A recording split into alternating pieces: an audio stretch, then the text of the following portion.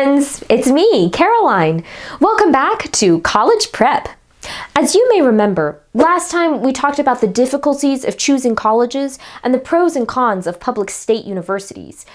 So, what do you think we could possibly be talking about today? Any guesses? Anyone? Think about it for a few seconds and get back to me.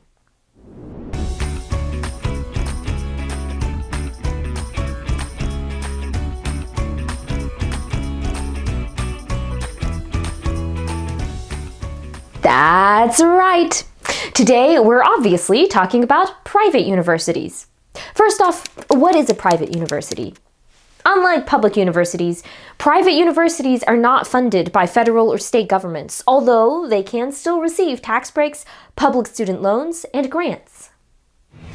Many of the oldest colleges in the U.S. were private universities, such as Harvard University, Princeton University, and Columbia University, among others. Originally, they were established to educate religious ministers, but also trained many lawyers, politicians, and planters. At that time, only white men were accepted into these schools. In the 19th century, however, colleges like Mount Holyoke College and Oberlin College started allowing women and African Americans in their student body. Now, nearly 5 million students attend private universities. Some of the most famous private universities are the Ivy League schools, which we mentioned in the last video. You've probably heard of most of these from Ms. Petty, who's dying to say that her neighbor is at an Ivy League school. But there are plenty of other highly ranked private universities, such as Vanderbilt University, Stanford University, Duke University, and more. So, without further ado, let's dive into some of the pros and cons of attending private universities. Let's start with the good news. Pro number 1, smaller class size. Unlike public universities, private schools typically have a much smaller number of students in individual classes. This allows you to receive more attention from the professor.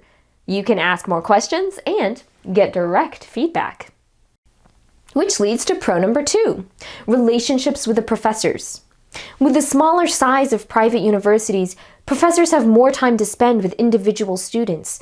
You can build up a mentor-mentee relationship with your professor that can last for years. For example, I went to a tiny private university for my undergraduate degree, and I still get advice from my professors today. Pro number 3, availability of classes. At private schools, it is less likely that classes will fill up than at larger public colleges. It will be easier for you to get into the courses that you need and want. If you end up finding a favorite professor, you can sign up for more of their classes every semester. Pro number 4, the close community.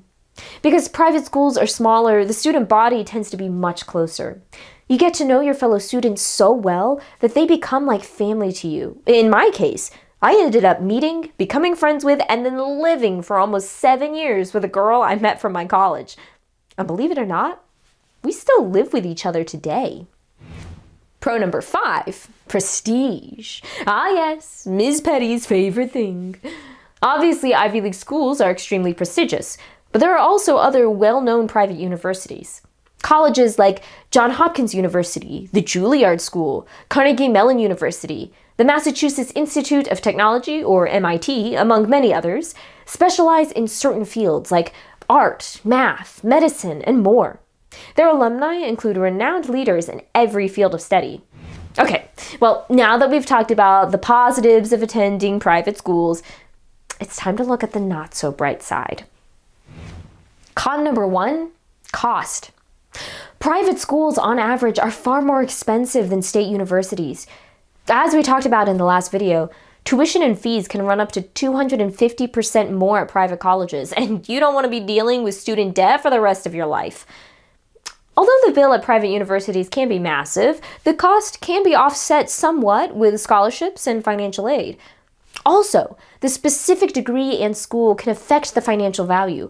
For instance, studying computer science at MIT, a private school, will probably be more financially valuable in the long run than a degree in photography at a cheaper state school.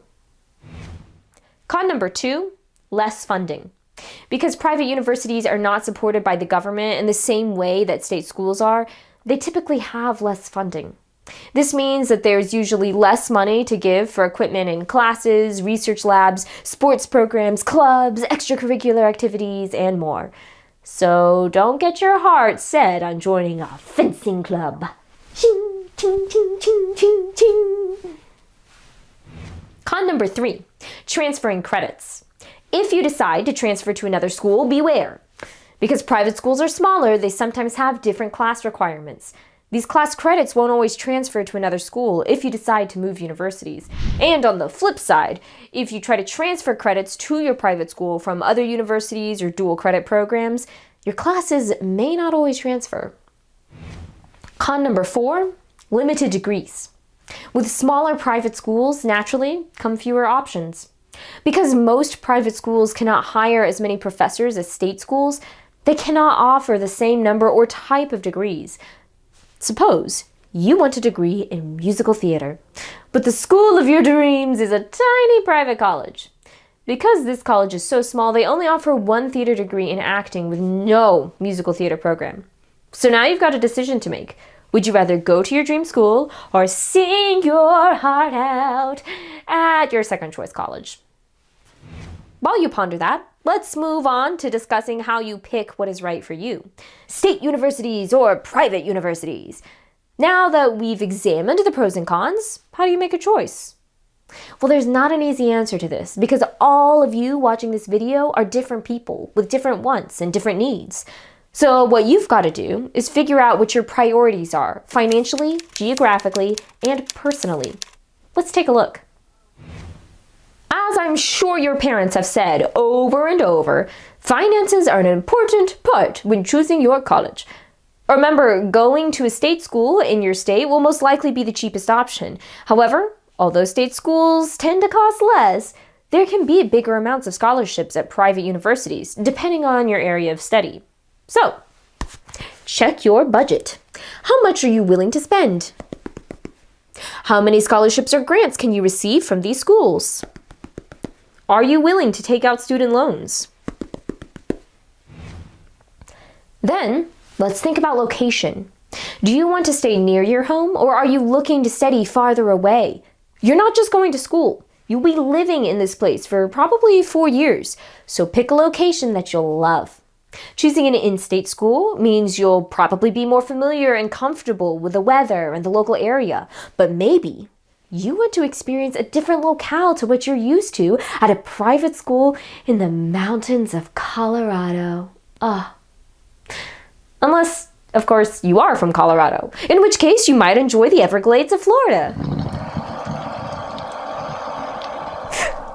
Or maybe not. And finally, and most importantly, your own personal preferences. Do you want a very specific degree?